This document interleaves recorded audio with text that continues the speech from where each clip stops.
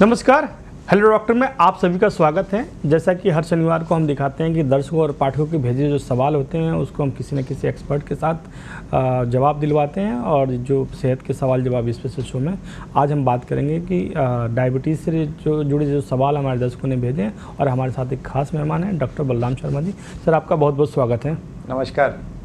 दर्शकों को पहले डॉक्टर बलराम शर्मा जी की थोड़ा परिचय दे दें कि आप हार्मोन विशेषज्ञ हैं और वर्तमान में आप स्वाभिमान सिंह मेडिकल कॉलेज में आप प्रोफेसर हैं, और आपको करीब 21 वर्षों का अनुभव है। आप इंटरनल मेडिसिन में एमडी और एंडोक्रिनोलॉजी में डीएम हैं। आप इससे पहले बीएचयू समेत कई दूसरे हॉस्पिटल और मेडिकल कॉलेज में भी अपनी सेवाएं दे चुके हैं। आप अमेरिकन यूरोपियन एंडोक्राइन सोसाइटी समेत कई विश्व के शीर्ष समितियों के मेंबर भी हैं, और आपके 20 से अधिक रिसर्च पेपर राष्ट्रीय और अंतर्राष्ट्रीय स्तर के जर्नल से प्रकाशित हो चुके हैं। ठीक है सर, बढ़ते हैं सवाल की तरफ जो हमारे दर्शकों ने भेजे हैं। तो पहला जो सवाल है, उनका कहना है कि करीब 2 साल पहले उनका जो रैंडम शुगर था 294 हो गया था। उस समय शुगर का जो उन्होंने प्रोफाइल, शायद HbA1c की बात कर रहे हैं, और 7.5 आया था। कोलेस्ट्रॉल भी 200 से अधिक हो गया था। डॉक्टर सलाह पे उन्होंने कुछ दवाइयाँ ली थी, जिसमें मेटफॉर्मिन 500 और विलेंगटिन दिन में 2 बार लिया था उन्होंने, और एट्रोवटीन करके एक जो दवा आती है वो दिन में 1 समय लिया था। और दवा शुरू करने के कुछ दिन बाद से उनका जो शुगर लेवल 100 और कोलेस्ट्रॉल 120 आ गया था। अब उनका कहना है कि जो उनका प्रोफाइल शुगर है वो 6 है, और वो चाहते हैं कि उनको दवा शुरू करनी चाहिए, बंद करनी चाहिए, वो सलाह चाहते हैं। इनका नाम है महेश चंद्रन जी। तो महेश जी, जैसा कि आपने सवाल बताया, ये बहुत ही क्लिनिकली कॉमन सिचुएशन है कि लोग शुरुआत में डायबिटीज़ करके प्रेजेंट करते हैं, और वो मेडिकेशन साथ में लाइफस्टाइल मॉडिफिकेशन से उनका इम्प्रूवमेंट आ जाता है। और जैसा कि आपने बताया कि अब आपका HbA1c पहले 7.4 था और अब वो 6 के आसपास आ गया है। डायबिटीज़ और कोलेस्ट्रॉल लेवल भी आपकी मेडिसिन के साथ में ठीक हो गया है। मेरी सलाह ये है कि अभी भी आपको मेडिसिन कंटिन्यू करना चाहिए, क्योंकि जो भी बदलाव हम लोग लाए हैं, आपने इसमें ये स्पष्ट नहीं किया कि ये केवल लाइफस्टाइल मॉडिफिकेशन साथ में अच्छे से किया कि नहीं किया, लेकिन ये बात निश्चित तौर पे है कि इस स्टेज पे हम मेडिसिन को थोड़ा बहुत कम करने का प्लान आपके डॉक्टर से बात करने के बाद कर सकते हैं। लेकिन लाइफस्टाइल मॉडिफिकेशन पे, हमारी जो फिजिकल एक्टिविटी है उस पे, और हमारा जो डाइटरी मॉडिफिकेशन है उस सब पे हमको अभी भी उतना ही ध्यान देने की आवश्यकता है, क्योंकि ये एक टेम्परेरी इम्प्रूवमेंट है। इसको हम लोग ऐसा नहीं कह सकते कि एक बार हमने अपना टारगेट हासिल कर लिया तो वो हमेशा के लिए टारगेट हासिल हो गया। अगर आपने लापरवाही की, मेडिसिन को बंद किया, तो वापस से हम उधर ही जा सकते हैं। हाँ, ये सही है कि मेडिसिन को कम किया जा सकता है, डिपेंडिंग कि भाई आपका उस टाइम पे और क्या क्या पैरामीटर्स हैं। तो आप अपने निश्चित तौर पे डॉक्टर से संपर्क करें, वो आपकी दवाइयाँ शायद कम कर पाएंगे।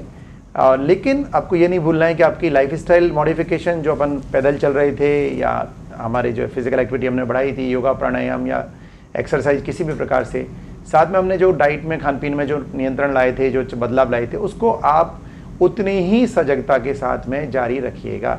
यह मेरा आपसे अनुरोध है।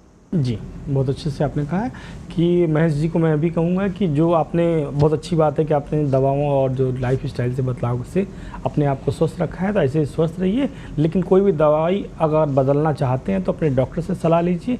उसके बिना डॉक्टरी सलाह के आप दवाओं की जो मात्रा है घटाएं बढ़ाएं नहीं, इससे समस्या हो सकती है। सर, बढ़ते हैं अगले सवाल की तरफ। संजय जी हैं, इनका कहना है कि पिछले 10 सालों से मुझे डायबिटीज़ की समस्या है, इसका असर आंखों पे भी पड़ने लगा है, और डॉक्टर का कहना है कि असर किडनी पे भी पड़ेगा। इससे बचाव के लिए क्या करना चाहते हैं? इनकी उम्र 62 वर्ष है।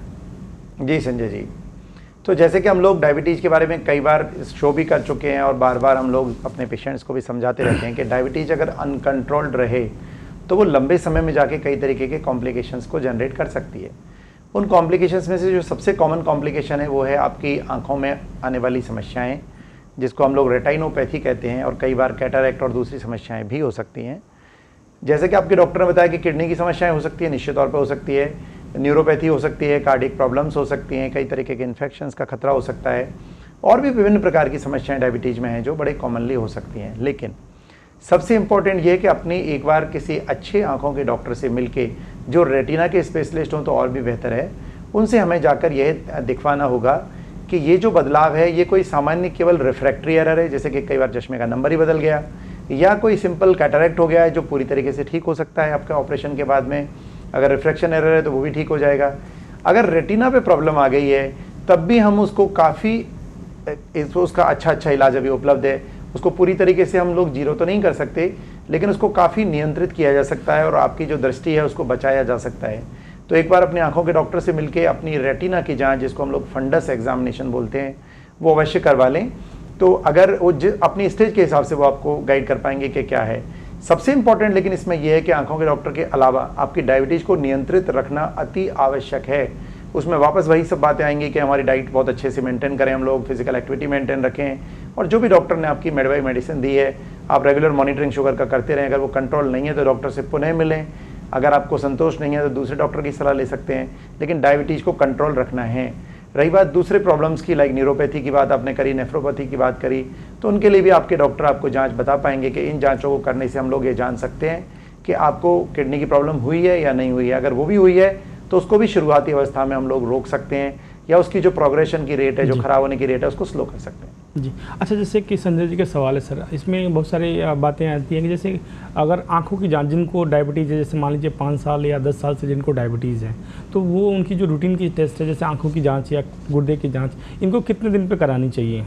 जी, तो इसमें हम लोग ये कहते हैं कि अगर टाइप 2 डायबिटीज़ है, जो बहुत कॉमन डायबिटीज़ है, सबसे ज़्यादा कॉमनली होती है जी, अगर डायग्नोस ही हुआ है, तो बहुत बार क्या होता है कि टाइप 2 डायबिटीज़ कई सालों से चल रही होती है और आपको पता नहीं होता, तो डायग्नोसिस के समय पर ही आपको आंखों की जांच करानी, किडनी की जांच करानी, जो बेसिक इन्वेस्टिगेशन है आपके डॉक्टर बताएंगे, जिसको हम लोग टारगेट ऑर्गन डैमेज इवेल्युएशन बोलते हैं। भाई कौन कौन से अंगों पर असर पड़ा है, उनका एक बार जांच कराते हैं। तो वो जांच हमको डायग्नोसिस के समय पर ही करना आवश्यक है।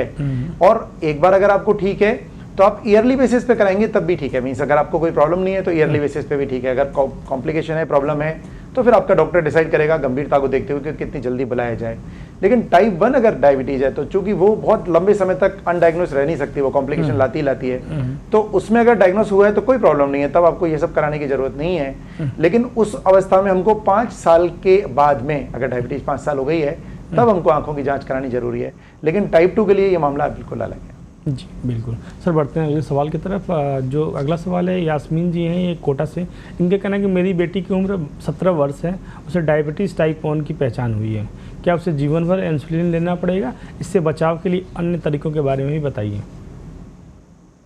जी यास्मीन जी, तो टाइप 1 जैसा कि आपने बताया, अभी तक जो भी सबसे अच्छा इलाज उपलब्ध है वो इंसुलिन के रूप में ही उपलब्ध है। और अभी की स्टेज पे मैं यही कह सकता हूं कि आपको अपनी बच्ची को नॉर्मल ज़िंदगी जीने में मदद करने में इंसुलिन एकमात्र कारगर उपाय हमारे पास उपलब्ध है, और उसको आपको लेना ही होगा। आपके डॉक्टर के बताए अनुसार उसकी डोजेज को कम और ज़्यादा किया जा सकता है, लेकिन आपको इंसुलिन बंद बिल्कुल भी नहीं करना है। अगर आपको कोई कन्फ्यूज़ करता है कि टैबलेट से ठीक कर देगा या किसी और थेरेपी से ठीक कर देगा, तो वो गलत बोल रहा है। केवल और केवल इंसुलिन ही एक तरीका है। लेकिन इसमें एक आपको उम्मीद की किरण में आपको यहाँ पर ये दे सकता हूँ कि कई तरीके की जांचें, कई तरीके की रिसर्च चल रही हैं, और हो सकता है कि हम आने वाले भविष्य में कुछ और भी इलाज आ पाएँ, या इंसुलिन को हम इंजेक्शन के बजाय किसी और रूप में हम लोग लेने की स्थिति में आ जाएं। तो उस पर कई गंभीरता से काफ़ी रिसर्च हो रहा है। तो हो सकता है कि आने वाला समय हमको कुछ अच्छी न्यूज़, पॉजिटिव न्यूज़ लेके आए, लेकिन अभी के लिए आपको इंसुलिन के अलावा और कोई दूसरा रास्ता नहीं है। जी अच्छा डॉक्टर बलराम सर, जैसे कि आपने बताया कि टाइप 1 डायबिटीज़, अच्छा कम उम्र में भी टाइप 2 भी अब होने लगे हैं, तो इस कंडीशन में कैसे पता करें कि एक आम आदमी कि उसको टाइप 1 है या टाइप 2 है? जी, तो सामान्य व्यक्ति को अगर हम लोग बात करें तो एक मोटे मोटे पैरामीटर से तो हम कर सकते हैं, बाकी डॉक्टर के पास जाएंगे तो कुछ लैब पैरामीटर से उनसे हम लोग डिफ्रेंशिएट कर सकते हैं। लेकिन अगर हम लोग टाइप 2 बच्चों में बात करें, जैसे कि आपने सवाल पूछा, वो बहुत ही रिलीवेंट है। तो इस समय में हम लोग देख रहे हैं, पर्टिकुलरली कोरोना के बाद में हमने बहुत देखा कि बच्चों का वजन तेजी से बढ़ा है। तो अगर किसी का वजन अपनी उम्र से बहुत ज़्यादा है, मोटापा है, उसका खान पीन ज़रूरत से ज़्यादा है, उसकी गर्दन पे अगर कालापन आ रहा है, या उसके स्किन टैग्स आने शुरू हो गए हैं जो हमारे मस से हो जाते हैं कई तरीके के, और उसकी पेट का साइज़ बहुत ज़्यादा मोटा हो गया है, या उसका जो बॉडी मास इंडेक्स की अगर हम बात करें तो वो बहुत ज़्यादा बढ़ गया है, तो ऐसे बच्चों में अगर डायबिटीज़ डायग्नोस हो रही है तो वो ज़्यादातर केसेस में टाइप 2 ही होती है। जी। जबकि जो अचानक से किसी को डायबिटीज पता लगी है, बच्चा बहुत मोटा भी नहीं है, सिंपल है, पतला दुबला है, और उसकी खान पीन भी सिंपल था, नॉर्मल था, फैमिली हिस्ट्री भी कोई खास नहीं थी, लेकिन अचानक से उसको डायबिटीज पता लगी है, वो बहुत ही उसने वेट लॉस करना शुरू कर दिया है, वीक हो गया है, तो ऐसे केसेस में ज़्यादातर टाइप 1 होती है। हालांकि 100% डिफरेंशिएशन कुछ लैब के पैरामीटर्स हैं, जिसको जैसे सिंपल सी पेप्टाइड वगैरह जो हमारे SMS हॉस्पिटल में अवेलेबल है, इसके अलावा कुछ और भी जांचें हैं, उनसे ये डिफरेंशिएट इजीली किया जा सकता है कि टाइप 1 है या टाइप 2 है। लेकिन ये कुछ मोटे पैरामीटर्स मैंने बताए जिनके आधार पे हम जन सामान्य भी एक शक कर सकता है। जी अच्छा, बात करें कि अगर टाइप 1 की जो सिम्टम्स की बात करें तो वो टाइप 2 से अलग कैसे हो जाते हैं? टाइप 1 और टाइप 2 के सिम्टम्स तो एक तरीके के ही रहते हैं, जैसे कि जो डायबिटीज़ के टिपिकल सिम्टम्स है, प्यास बहुत ज़्यादा लगना, जी। पानी बहुत पीना, खाना बहुत खाना, लेकिन फिर भी वेट लॉस होते जाना। लेकिन अगर हम अभी जैसे बात कर रहे थे कि जो प्रेजेंटेशन किस कैटेगरी में होगी, वो डिफरेंशिएशन है कि ज़्यादातर जो मोटे बच्चे हैं, जो ज़्यादातर जो ओबेस लोग हैं, मोटापे वाले हैं या फिजिकली इनएक्टिव हैं या जिनका खान पीन में बहुत अधिक कैलोरी वाली चीज़ें हैं, उनको टाइप 2 ज़्यादा होता है। जबकि जो अचानक से सडनली पता लगा, बिल्कुल छोटा बच्चा है, पतला दुबला भी है और उसकी लाइफ स्टाइल में भी कोई गड़बड़ नहीं थी, लेकिन उसको अचानक से डायबिटीज़ हो गई, वो टाइप 1 होती है। लेकिन इसमें एक और है कि टाइप 1 बहुत जल्दी से डिटोरिएट करते हैं। टाइप 2 को अगर आप इलाज नहीं भी दोगे तो वो कई सालों तक भी चलते रहेंगे। जैसे मैंने बताया कि 2-4-5 साल तक भी उनको हो सकता है कई बार पता ही नहीं लगे। लेकिन टाइप 1 में 2-3 महीने के अंदर अगर पता नहीं चला और आपने मतलब डायग्नोस नहीं कर पाए, पता नहीं लगा, तो बच्चा कोमा में भी जा सकता है, बच्चा आईसीयू में भी जा सकता है और कभी कभी वो जानलेवा भी हो सकती है अगर टाइम पे उसका इलाज शुरू नहीं हो पाए तो टाइप 1 को हम लोग ऐसा मान सकते हैं कि लक्षणों की उसमें तेजी बहुत ज़्यादा है, तीव्रता है, बीमारी काफ़ी गंभीर किस्म की होती है। जी। अच्छा, एक सवाल, जैसे कि आपने कहा कि जो बच्चे मोटे होते हैं या फिर जो लोग मोटे होते हैं उसमें शुगर, क्या ऐसा होता है कि जो लोग मोटे होते हैं उन्हीं को टाइप 2 डायबिटीज़ होता है या पतले दुबले पतले लोगों को भी मतलब डायबिटीज़ हो सकता है? बिल्कुल, पतले दुबले लोगों को भी डायबिटीज हो सकता है, लेकिन अगर हम परसेंटेज की बात करें तो जो ओबेस लोग हैं या जो फिजिकली इनएक्टिव लोग हैं या जिनकी डाइट बहुत हाई कैलोरी की है, उनको डायबिटीज होने की संभावनाएं बहुत ज़्यादा है उन लोगों की तुलना में जिनको पतले दुबले लोग हैं। कारण यह है कि ये डायबिटीज है वो केवल एक ही कारण से नहीं हो रही है। प्रॉब्लम ये है, डायबिटीज एक हम लोग कहते हैं कि भाई इसके मल्टी फैक्टोरियल इटियोलॉजीज हैं, बहुत सारे फैक्टर्स हैं जो इसको कर सकते हैं। तो उनमें से जो कॉमन फैक्टर्स हैं वो है मोटापा और ये सब जो हम बात कर रहे थे, लेकिन इसके अलावा भी बहुत सारे और कारण हैं और कई कारण साइंस को भी नहीं पता होते। तो टाइप 2 डायबिटीज पतले लोगों में भी हो सकती है अगर धीरे धीरे करके उनके इंसुलिन सीक्रेशन या इंसुलिन रेसिस्टेंस बढ़ गया है। तो ऐसी भी कई तरीके की कंडीशंस हैं जिनमें इंसुलिन रेसिस्टेंस बढ़ जाता है और वो बिल्कुल पतले दुबले लोग होते हैं, तो उनको भी डायबिटीज हो सकती है। कई बार पेनक्रियाज की डायबिटीज, जो उसको हम टाइप 1 या टाइप 2 नहीं कहते, वो हम लोग अदर टाइप की डायबिटीज या सेकेंडरी डायबिटीज बोलते हैं, उनमें ज़्यादातर लोग पतले दुबले ही होते हैं, लेकिन उनको भी डायबिटीज हो जाती है। जो पतला दुबला होना किसी तरीके से कोई इम्यूनिटी नहीं दे रहा आपको, लेकिन अगर हम दोनों में कंपैरिजन करें, एक पतला दुबला आदमी है और एक बहुत मोटा आदमी है, तो उसको डायबिटीज की होने की संभावनाएं काफ़ी ज़्यादा रहेंगी बनस्पति के उसके जो एक नॉर्मल BMI वाला है जिसका खान पीन नॉर्मल है। तो कुछ हद तक सुरक्षा तो निश्चित तौर पर है। हेलो डॉक्टर के सवाल जवाब इस सिलसिले में बात कर रहे थे। डायबिटीज़ से जुड़े जो सवाल हमारे दर्शकों और पाठकों ने भेजे हैं और सवालों के जवाब दे रहे हैं डॉक्टर बलराम शर्मा जी। आप सभी मानसिंह मेडिकल कॉलेज में हार्मोन रोग के प्रोफेसर हैं। सर, बढ़ते हैं अगले सवाल की तरफ। अगला जो सवाल है दयाशंकर गुप्ता है इंदौर से, इनकी उम्र 52 वर्ष है। इनका कहना है कि मेरा जो ब्लड शुगर है वो अनियंत्रित रहता है और इसको कंट्रोल करने के लिए क्या करना चाहिए? जी, दयाशंकर जी, आपने जैसे बताया कि अनियंत्रित ब्लड शुगर है आपका, तो उसको नियंत्रित करने के लिए जैसे कि अभी हम लोग अपने शो में बात कर ही रहे थे कि जो सबसे पहला फर्स्ट स्टेप है वो है आपकी लाइफ स्टाइल को बदलिए। अगर आप एक्सरसाइज नहीं करते हैं तो कम से कम 45 मिनट आप वॉक करके आइए। स्पीड वाला वॉक करना आपके लिए और भी अच्छा रहेगा। और अगर आप योगा कर सकते हैं, प्राणायाम कर सकते हैं या किसी और प्रकार का व्यायाम कर सकते हैं तो वो अपनी एक नियमित दिनचर्या का हिस्सा बना लीजिए। दूसरा, आपकी डाइट, अगर आप किसी डॉक्टर से या किसी डाइटिशियन न्यूट्रिशनिस्ट से अगर हम लोग सलाह ले सकते हैं तो उसके बताए मुताबिक आप डाइट को मॉडिफाई कर लीजिए। अगर आपकी डाइट बहुत ज़्यादा है तो अपनी डाइट को कंट्रोल में लाइए। घी, तेल, तला हुआ, मीठी चीज़ें, फ्रूट जूसेस या जितने भी जंक फूड्स हैं या जो रिफाइंड प्रोसेस्ड फूड्स हैं उनको हम लोग अवॉइड करें।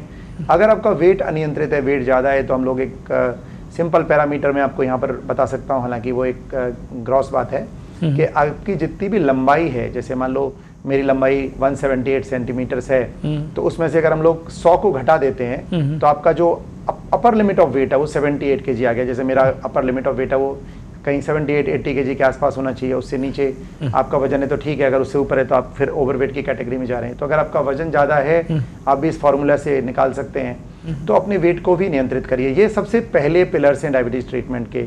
अगर इन सब के बावजूद भी प्रॉब्लम रह रही है तो अपने चिकित्सक से मिलिए और आपको जो भी वो उचित दवाइयाँ समझेंगे, जिसमें मेडिसिन भी हैं, जिसमें इंसुलिन भी हैं, जिसमें कई और तरीके की एडवांस मेडिसिन भी अब आ गई हैं, तो जो भी वो ज़रूरी समझेंगे उसको देंगे।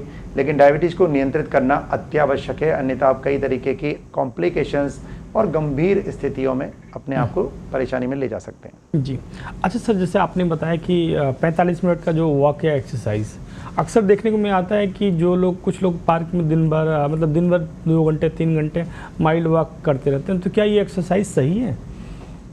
देखो सबसे अच्छी जो एक्सरसाइज है वो होती है मॉडरेट इंटेंसिटी एक्सरसाइज, या जिसको हम लोग कार्डियो एरोबिक एक्सरसाइज कहते हैं। तो आपकी कैपेसिटी के हिसाब से जितना आप तेज चल सकते हैं कोशिश करिए। बहुत ही हल्का फुल्का केवल आप हवाखोरी के लिए जा रहे हैं, टहल के आ गए, तो मैं ये तो नहीं कहूंगा कि वो नुकसानदायक है, वो कुछ फायदा अवश्य दे रही है, लेकिन वो उतना फायदा नहीं दे पाएगी जितना मॉडरेट इंटेंसिटी की या उससे और ज्यादा इंटेंसिटी की अगर आप कर पाते हैं। हाई इंटेंसिटी की हम लोग बात इसलिए नहीं कर रहे क्योंकि वो ना तो एक कॉमन आदमी के लिए जरूरी है, वो आप एथलेटिक अगर आपको कोई बॉडी बिल्डिंग का काम करना है तो उस तरीके की जरूरत है, अदरवाइज हम लोग एक नॉर्मल आदमी को। दूसरा हमको ये भी ध्यान रखना है कि उसकी कार्डियक पोजीशंस कैसी हैं, उसका ब्लड प्रेशर का स्टेटस कैसा है। तो आप पहले अपने एक बार डॉक्टर से अपनी इन चीज़ों को भी चेक करा लीजिए, उसके बाद में आप एक्सरसाइज करना शुरू कर सकते हैं। लेकिन मॉडरेट इंटेंसिटी का मतलब ये कि कम से कम 45 मिनट वॉक आप इतने तेज से करें कि आपको महसूस होने लगे कि भाई आपकी सांस तेज चलने लगी है, आपकी हार्ट रेट तेज होने लगी है, आपको पसीना आने लगा है। तो ये एक सामान्य लक्षण है हम जिससे एक पार्क में आदमी पहचान सकता है कि भाई मेरी एक्सरसाइज ठीक ठाक हो रही है। अगर आप डेली कर सकते हैं बहुत ही अच्छा है, अगर आप डेली नहीं कर सकते तो कम से कम सप्ताह में 5 दिन अवश्य करिए। अगर आप ये भी नहीं कर सकते तो कम से कम 3 बार अवश्य करिए, लेकिन जो टोटल वीक का ड्यूरेशन है वो कम से कम, मिनिमम बता रहा हूँ मैं, 150 मिनट्स पर वीक, जो कम से कम 3 दिन तो किया ही हुआ हो। ये मिनिमम कैटेगरी है, इससे अगर आप ऊपर करते हैं तो आपके लिए निश्चित तौर पे बेहतर है। लेकिन अगर आपका वेट ज़्यादा है तो आपको फिर रिक्वायरमेंट भी ज़्यादा हो जाएगी। ये हम मिनिमम की बात कर रहे थे, मैक्सिमम आपकी बॉडी के हिसाब से, आपके वेट के हिसाब से, आपके बीपी या कार्डियक स्टेटस के हिसाब से वो चीज़ों को मॉडिफाई किया जा सकता है। जी अच्छा, जो सर आपने बताया कि एक्सरसाइज, ये एक्सरसाइज बेसिकली कैलोरी बर्न करने को से जुड़ा हुआ है या उससे अलग है ये? इसमें कई तरीके के फायदे हैं आपको, ना केवल कैलोरी बर्न कर रहा है, आपका वेट भी नियंत्रित कर रहा है, लेकिन वॉक से आपका स्ट्रेस लेवल भी कम हो रहा है, वो भी डायबिटीज को कंट्रोल करने में मदद कर रहा है, आप अच्छा फील कर रहे हैं। दूसरा, आपकी जो मेटाबॉलिक रेट है वो भी सुधर रही है, आपका जो कार्डियक पंपिंग है वो भी सुधर रहा है, आपका जो वेस्कुलरिटी है वो भी इम्प्रूव हो रहा है, तो आपकी ऑक्सीजन जो डिमांड है वो भी बढ़ रही है। तो ये आपको कई तरीके की चीज़ों को फायदा दे रहा है। साथ में एक्सरसाइज करने से जो डायबिटीज का एक बेसिक कॉज है टाइप 2 डायबिटीज का, उसको हम लोग कहते हैं इंसुलिन रेसिस्टेंस, तो इंसुलिन रेसिस्टेंस को घटाने में भी बहुत मदद मिलती है। आपका जो वेस्ट सर्कमफेरेंस है, पेट का जो साइज बढ़ जाता है, बेल्ट का साइज बढ़ जाता है, उसको घटाने में भी मदद कर रही है। तो एक आदमी जिसका वेट ज़्यादा है और एक दूसरा आदमी जिसका वेट उतना है, उससे थोड़ा कम है लेकिन पेट का साइज ज़्यादा है, तो वो ज़्यादा रिस्की है उसकी कंपैरिजन में, तो ये उसको घटाने में भी मदद करेगा। तो अल्टीमेटली ये आपको कई प्रकार से फ़ायदा देगा। तो केवल वेट ही नहीं, ये वेट के अलावा पेट भी कम करेगा, साथ में हार्ट को भी हेल्दी करेगा, साथ में और भी कई बेनिफिट्स देगा, जिसमें इंसुलिन रेसिस्टेंस को कम करना है या जो फैटी लिवर बहुत कॉमन कंडीशन है उसको भी कम करने में मदद करेगा। बिल्कुल सर, बढ़ते हैं अगले सवाल की तरफ। एक जो दर्शक हैं भोपाल से, इनका कहना है कि हाल में ही मुझे पता चला है कि डायबिटीज़ टाइप 2 है, मतलब इसको ये सामान्य से थोड़ा सा ज़्यादा है। कहा जाता है कि कुछ दवाइयाँ लेने से, मतलब उनको ये किसी ने कह दिया है कि अगर डायबिटीज़ की दवाइयाँ लेंगे तो आदत पड़ जाएगी। तो पूछना चाह रहे हैं कि क्या ऐसा होता है, अगर कोई इसका अन्य तरीका है जिससे शुगर को कंट्रोल कर सकते हैं? जी, तो जैसे मैंने अभी बात कर रहे थे, हम लोग के डायबिटीज़ के जो ट्रीटमेंट के 3 मेन पिलर्स हैं, उनमें से फिजिकल एक्टिविटी, डाइट और मेडिसिन। तो 2 के बारे में हम लोग पहले ही बात कर चुके हैं, इसलिए मैं रिपीट नहीं करूंगा। लेकिन मेडिसिन के बारे में कोई भी भ्रांति है तो उसको निकाल दीजिए। मेडिसिन बहुत ही साइंटिफिकली टेस्टेड और हजारों लोगों पर उसका प्रयोग कई देशों में करने के बाद में ही वो मार्केट में आ पाती है। उसको जो इंडिकेशन है उसके, या जो उसको परमिशन जो मार्केट में आने की मिलती है, वो बहुत स्ट्रिंजेंट क्राइटेरिया के बाद ही मिलती है। तो ये सब जांची परखी दवाइयाँ होती हैं जो कई तरीके के जो वैज्ञानिक शोध हैं उसके बाद में प्रयोग करके, पहले जानवरों पे, फिर प्री क्लिनिकल डेटा, फिर क्लिनिकल डेटा, फिर उसमें भी कई फेजेज हैं, उसके बाद ही अप्रूवल की स्टेज में आती हैं। तो आप निश्चिंत रहिए। दूसरा, जो भी मेडिसिन कॉमनली हम लोग यूज कर रहे हैं वो ना केवल लाखों नहीं करोड़ों लोगों पे पहले से यूज हो रखी होती है, उनके साइड इफेक्ट के बारे में, वो सब चीज़ों के बारे में पता होता है। हाँ, ये बात अवश्य है कि हर एक मेडिसिन हर एक पेशेंट के लिए जरूरी नहीं है वो सूट करे, या हर एक मेडिसिन हर एक पेशेंट के लिए बेस्ट नहीं हो सकती। लेकिन आपके चिकित्सक को इस बारे में पता है कि आपके लिए कौन सी मेडिसिन सबसे अच्छी होगी। और उसमें भी जब हम आपको प्रेस्क्राइब करते हैं तो कई बार आपको कम भी करनी पड़ती है, कई बार आपको बढ़ानी भी पड़ती है। तो आपके लिए जो उचित होगा वो आपका डॉक्टर डिसाइड कर लेगा। तो अगर आपके आसपास में कोई हार्मोन के डॉक्टर हैं तो उनसे मिलिए, अगर वो नहीं है तो कोई फिजिशियन है तो उनसे मिलिए। लेकिन आप इस भ्रांति को दिमाग से निकाल दीजिए कि मेडिसिन की कोई आदत बन जाएगी। मेडिसिन की आदत नहीं बन रही है। हम में से कोई भी आदमी मेडिसिन नहीं लेना चाहता, निश्चित तौर पे मैं मानता हूँ इस बात को। डॉक्टर भी मेडिसिन नहीं लेना चाहता, लेकिन मेडिसिन हमारी चॉइस नहीं है, वो मजबूरी होती है हमारी, हमको लेना ही पड़ेगा। हम नहीं लेंगे तो डायबिटीज अपना प्रभाव बढ़ाई जा रही है, अपना नुकसान कर रही है। लेकिन ये दवाइयाँ, कोई भी दवाई इनमें से हैबिट मेकिंग नहीं होती। इस भ्रांति को दिमाग से बिल्कुल निकाल दीजिए कि इनसे कोई आदत पड़ेगी। आदत बिल्कुल नहीं पड़ती। जब जरूरत होती है तो हम इसको कभी भी कम कर सकते हैं, जब जरूरत होती है तो हम इसको कभी भी बढ़ा सकते हैं जी। तो आपके हिसाब से इसको कम और ज़्यादा किया जा सकता है। बिल्कुल। हम अगले सवाल से पहले हम दर्शकों से भी आग्रह करेंगे कि सिर्फ डायबिटीज़ ही नहीं, किसी भी बीमारी में खुद डॉक्टर ना बने, अपने मन से ना तो दवाइयाँ की मात्रा जो होती है वो बढ़ाएं और ना ही घटाएं। सर बढ़ते हैं अगले सवाल की तरफ। जो दो सवाल है अमित पारिक का, ये अजमेर से, इनका कहना है कि शुगर कंट्रोल नहीं रहता है, इस मतलब जब शुगर कंट्रोल नहीं होता है तो किस किस तरह की दिक्कतें हो सकती हैं, और इसके बारे में चाहते हैं कि उन लक्षणों के बारे में बता दें ताकि जैसे पता चल जाए कि शुगर अनकंट्रोल है। जी, तो मेरे ख्याल से इसका कुछ हिस्सा हम लोग पहले से डिस्कस कर चुके हैं, लेकिन अनकंट्रोल्ड शुगर के लिए आपको कई तरीके के लक्षण आपको बता सकते हैं। जैसे कि आपको बहुत ज़्यादा पेशाब लगती हो, रात में आपको यूरिन करने के बाद के लिए 3-4 बार उठना पड़ता हो, या आपको हमेशा रेस्ट करने के बावजूद भी थकावट बनी रहती हो, आप कहते हो भाई मैं रेस्ट कर लिया लेकिन थका थका महसूस कर रहा हूँ, आपको बार बार में जेनाइटल एरिया में इन्फेक्शंस हो रहे हैं, आपकी आंखों की रोशनी कम हो रही है, या आपको चलने फिरने में सांस फूलने लगा है, या आपके पैरों में स्वेलिंग आने लगी है, या पैरों में आपकी झुंझुनी या दर्द, या जैसे पिंस एंड नीडल्स कई बार होता है कुछ चुभ रहा है, ऐसा लग रहा है, जलन हो रही है, या इसके अलावा कभी कभी ऐसा होता है कि कुछ पता ही नहीं लग रहा, गर्म लगा तो पता नहीं लगा, ठंडा लगा तो पता नहीं लगा। तो इस तरीके के कोई भी लक्षण अगर आपके आते हैं तो आप समझ लीजिए कि आप न केवल अनकंट्रोल्ड डायबिटीज बल्कि उसके कॉम्प्लिकेशंस के भी आप शिकार शायद हो चुके हैं। तो अपने डॉक्टर से मिलिए और वो आपको आपकी मदद करने में सक्षम है। हम लोग हेलो डॉक्टर के सवाल जवाब स्पेशल में बात कर रहे थे कि डायबिटीज़ और उससे जुड़े जो सवाल हमारे दर्शकों ने भेजे हैं उसको लेके। सर बढ़ते हैं अगले सवाल की तरफ। जो हमारे दर्शक हैं उनका कहना है कि मुझे करीब 70 वर्षों से टाइप 2 डायबिटीज़ है, पहले दवाइयाँ ले रहा था लेकिन इससे दवाइयों का असर धीरे धीरे कम हो रहा है। डॉक्टर का कहना है कि एक समय के बाद दवाइयाँ काम करना कम कर देती हैं, इससे ये दिक्कत हो रही है। अब उन्हें इंसुलिन लेने की सलाह दी जा रही है, अब वो चाह रहे हैं कि हमें इंसुलिन न लेना पड़े। आप क्या सलाह देना चाहते हैं? सीताराम गुप्ता जी हैं, ये जोधपुर से। जी, तो सीताराम जी, आपको जो डॉक्टर ने बताया वो बिल्कुल ठीक है। टाइप 2 डायबिटीज एक प्रोग्रेसिव डिजीज है, जैसे हम लोग बात कर रहे हैं, तो समय के साथ में इस बीमारी की जो गंभीरता है वो थोड़ी थोड़ी करके बढ़ती रहती है। हालांकि इसको रोकने के कई तरीके हैं, जैसे जो हम लोग बेसिक बात शुरू से करते आए कि फिजिकल एक्टिविटी अगर आप बहुत अच्छी करते हैं, अपना वेट नियंत्रित रखते हैं, रेगुलर एक्सरसाइज रखते हैं, एक नियमित जो आपका स्लीप पैटर्न है उसको मेंटेन करते हैं, डाइट को मेंटेन करते हैं, तो इसका प्रोग्रेशन उसको स्लो किया जा सकता है। कुछ मेडिसिन भी इसमें मदद कर सकती हैं, लेकिन 15 से 20 साल के बाद में यह बहुत अनकॉमन नहीं है। ऐसा नहीं कि सब पेशेंटों में ऐसा होता है, लेकिन कई पेशेंट सिग्निफिकेंट नंबर में ऐसा हो जाता है कि दवाइयाँ जितना शुरू में काम कर रही थी, रेस्पॉन्स कर रही थी, अब उतना रेस्पॉन्स नहीं कर रही हैं। तो ऐसी अवस्था में हमको दूसरी मेडिसिन की मदद लेनी पड़ सकती है, जिसमें इंसुलिन भी एक मेडिसिन है। हालांकि मैं यहाँ पर ये क्लियर करना चाहता हूँ सीताराम जी के लिए भी और बाकी जो हमारे दर्शक देख रहे हैं उनको भी, कि इंसुलिन केवल लास्ट में जाने के लिए मेडिसिन नहीं है। इंसुलिन हम कभी भी शुरू कर सकते हैं, हम इनफैक्ट बहुत शुरुआत में भी इंसुलिन को शुरू कर सकते हैं, और जब हमें आवश्यकता उसको बढ़ा सकते हैं, जब हमें आवश्यकता नहीं है उसको घटा सकते हैं या बंद भी कर सकते हैं जी। तो इंसुलिन के बारे में आपको कोई भी मन में भ्रम या भ्रांति रखने की आवश्यकता नहीं है। इंसुलिन सबसे सुरक्षित, सबसे ज़्यादा प्रभावी और सबसे ज़्यादा जो फिजियोलॉजिकल मेडिसिन है, जो एक नॉर्मल हमारा जो सिस्टम है शरीर का, उसके लिए सूट करने वाली मेडिसिन है। केवल एक ही प्रॉब्लम है कि वो इंजेक्शन के रूप में लेनी पड़ती है। आजकल उसमें भी बहुत अच्छे अच्छे पेन्स अवेलेबल हो गए हैं, तो इंसुलिन आप ले लीजिए, कोई हिचक नहीं है, कोई किसी तरीके की भ्रांति दिमाग में से निकाल दीजिए। इंसुलिन आपकी मदद करेगी, और हो सकता है कि एक सर्टेन टाइम के बाद में वापस मेडिसिन आपकी काम करने लगे और आपको इंसुलिन से वापस बंद कर दें वो। लेकिन अगर हमें लगातार भी लेनी पड़ती है तब भी इंसुलिन के बारे में से भ्रांतियां निकाल दीजिए। ये सबसे सुरक्षित, सबसे प्रभावी और सबसे असरदार दवाइयों में से एक है। बिल्कुल सर, बढ़ते हैं अगले सवाल की तरफ। हरन जी हैं जयपुर से, इनका कहना है कि उन्होंने लोगों की सुनी सुनाई बात है कि लाइफ स्टाइल और डायबिटीज़ जिनकी ख़राब होती है उनके वजह से, मतलब जिनकी लाइफ स्टाइल ख़राब होती है डायबिटीज़ हो जाती है। अब इनका कहना है कि मेरी उम्र 35 वर्ष है और फैमिली में डायबिटीज़ की हिस्ट्री भी है, तो वैसे तो इनको है नहीं, लेकिन इनको डर है कि हो सकता है, तो अब अभी से बचाव के लिए इनको क्या करना चाहिए? बिल्कुल, तो इस हिस्से को हम लोग पहले बात कर चुके हैं कि आपको अभी से बचने के लिए, अगर आपकी फैमिली हिस्ट्री भी है, अगर आप ओवरवेट हैं या ओबेस हैं, अगर आपका खान पीन गड़बड़ है, तो आपको इन सब चीज़ों को सुधार लेने की आवश्यकता है।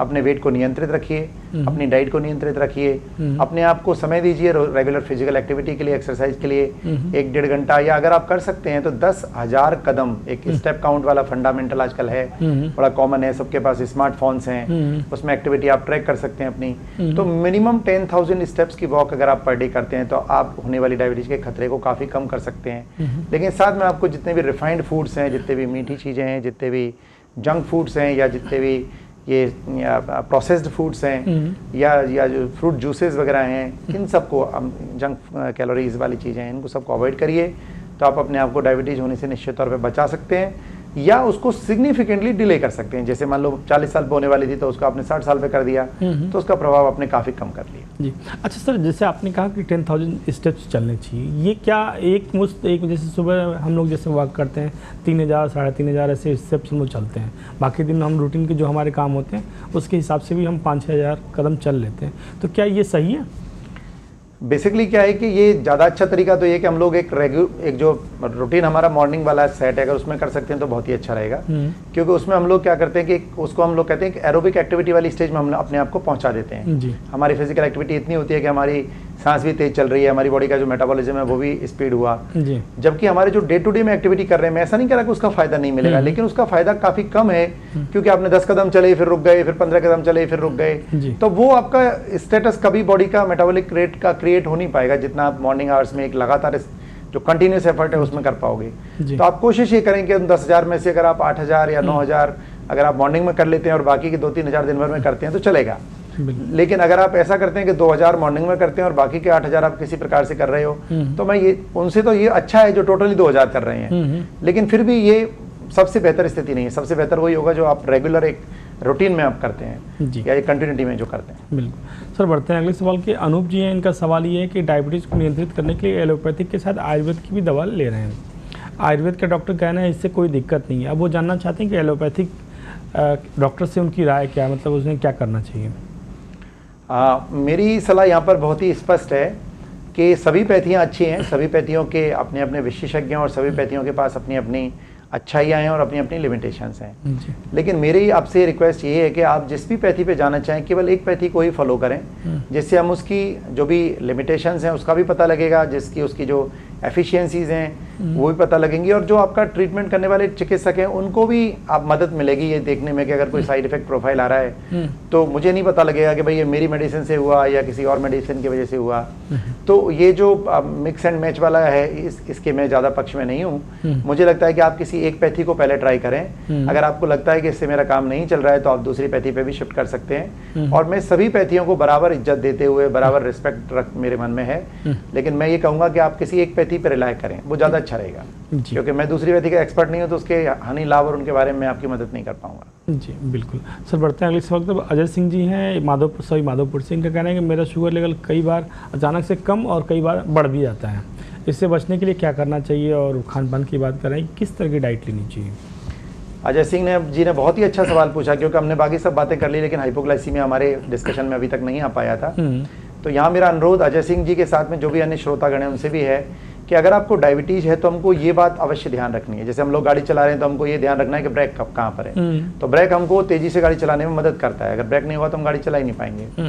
अगर हमारा हाइपोग्लाइसीमिया का हमको ध्यान है तो हम मेडिसिन अच्छे से ले पाएंगे, डायबिटीज़ को अच्छे से कंट्रोल रख पाएंगे, लेकिन सावधानी रखते हुए आपको ये ध्यान रखना है कि अगर आपको घबराहट हो रही है, चक्कर, पसीना, बेचैनी कभी आ रहा है, अचानक से कमजोरी महसूस हो रही है, अचानक से आपको बेहोशी जैसा लग रहा है, तो आप समझ जाएं कि आपकी शुगर लो हो गई है। ऐसा सामान्यतः तब होता है जब आपने मेडिसिन ले ली लेकिन खाना नहीं खाया या खाना कम खाया या खाना बहुत देर से खाया या खाना हल्का खाया। तो इस तरीके की स्थिति कभी बनी तो आप मीठा खा सकते हैं, शक्कर ले सकते हैं, ग्लूकोन डी ले सकते हैं, और इस तरीके या फिर डॉक्टर से मिले जो आपकी दवाइयों को थोड़ा मॉडिफाई कर देंगे या कम कर देंगे। जी अच्छा सर, इन्होंने डाइट में पूछा किस तरह की डाइट बेसिकली, मतलब डाइट में आपको यही ध्यान रखना है कि मेडिसिन लेने के बाद में आपको डाइट लेनी ही है। अगर आपने मेडिसिन के बाद में डाइट को स्किप कर दिया या डाइट को एक सर्टेन टाइम से ज़्यादा डिले कर दिया या डाइट को बहुत ही हल्का रख दिया तो आप इस तरीके की हाइपोग्लाइसीमिया की स्टेज में जाते हैं। तो उससे बचने के लिए सबसे अच्छा तरीका यह है कि उस टाइम पे आप कुछ मीठा ले लें, शक्कर ले लें, ग्लूकोन डी ले लें, बताशा, मिश्री, शहद, जो भी आपके पास या कोई फ्रूट जूस अवेलेबल है वो ले लें। और डाइट में आप यही है कि जो आपको डाइट बताई गई है उस तरीके से रेगुलरली लें। नॉर्मल डाइट लेने के बावजूद भी अगर ये हो रहा है बार बार तो इसका मतलब जो भी आपको मेडिसिन प्रिस्क्राइब की गई है वो थोड़ी सी ज़्यादा स्ट्रेंथ की हैं, ज़्यादा पावर की हैं, उनको फिर कम करने की आवश्यकता है। उसके लिए आप डॉक्टर से मिलकर अपनी मेडिसिन को वापस से मॉडिफाई करा लें। बिल्कुल। तो आज डायबिटीज़ पे इतनी अच्छी जानकारी देने के लिए, महत्वपूर्ण जानकारी देने के लिए हम डॉक्टर बलराम शर्मा जी को बहुत बहुत धन्यवाद करेंगे कि आप हमारे स्टूडियो आए और हमारे दर्शकों के सवालों के जवाब दिए। हेलो डॉक्टर में आज सिर्फ इतना ही। कल फिर मिलेंगे किसी दूसरी बीमारी पे दूसरे डॉक्टर के साथ बात करेंगे। हमें दीजिए इजाज़त। नमस्कार।